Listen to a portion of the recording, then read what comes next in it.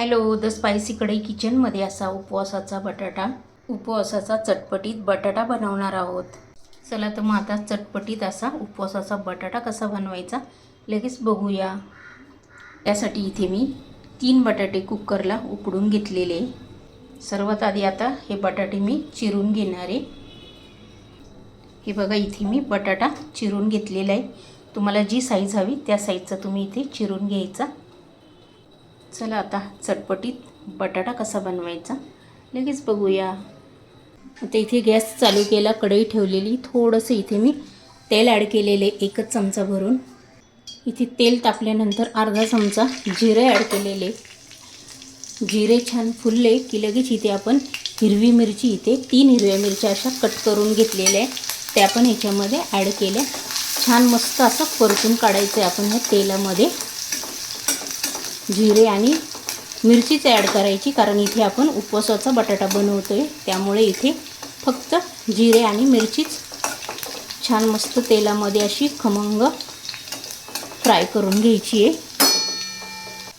छान मस्त फ्राय झाल्यानंतर इथे चवीनुसार मीठ ॲड केलेले। मीठ ह्याच्यामध्येच टाकून घ्यायचं आहे की पूर्ण आपल्या ह्या बटाट्याला लागल्या जातं। मस्त अशी कलर आलेले आहे। आता आपण इथे लगेचच जो बटाटा होता ना चिरलेला तो ह्याच्यामध्ये ॲड करून घ्यायचा आणि ॲड केल्यानंतर आता हा छान ह्याच्यामध्ये मिक्स करून घ्यायचं आहे आपल्याला। ती पूर्ण ही फोडणी या बटाट्याला छान लागल्या गेली पाहिजे। बघा, इथे छान असं मिक्स करून घेतलेलं आहे। 1 मिनिट आता आपण इथे छान होऊन द्यायचं आहे। आता इथे 1 चमचा दाण्याचा कूट ॲड केलेला आहे, अजून 1 चमचा। आता कूट टाकल्यानंतर हे छान मिक्स करून घ्यायचं आहे आपल्याला। हे बघा, हा कूट टाकला ना की हा छान लागला गेला पाहिजे। कूट टाकल्यामुळे काय होतं, शेंगदाणे अशी भाजून आपण कूट केलेला आहे ना। आता हा छान मिक्स करून घ्यायचा आहे आपण।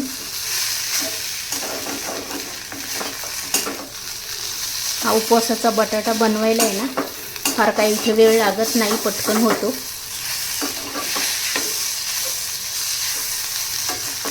आता इथे मी गॅस बारीक करून घेतलेला आहे। हे बघा, इथे छान असा उपवासाचा बटाटा आपला इथे तयार झालेला आहे। चवीला तर अप्रतिम लागतो।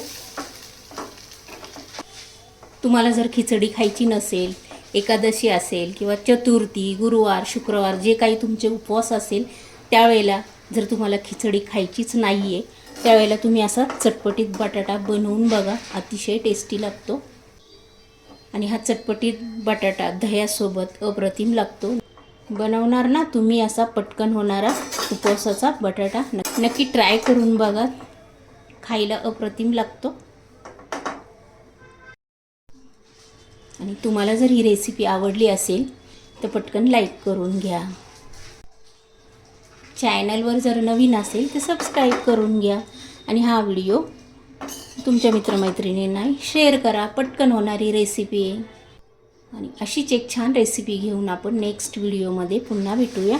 तोपर्यंत बाय।